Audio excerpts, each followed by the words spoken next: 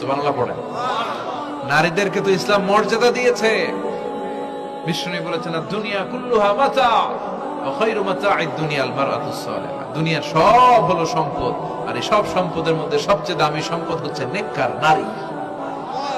এদের পেটগুলা খনি।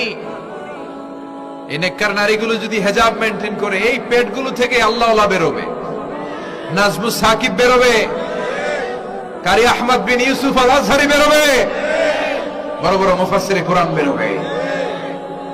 আর যদি হিজাব না করে, জি বাংলা স্টার জলসা নিয়ে মশগুল হয়ে থাকে, হ্যাঁ, টেন্ডারবাজ, চাঁদাবাজ, ডাকাত, এগুলো বেরোবে।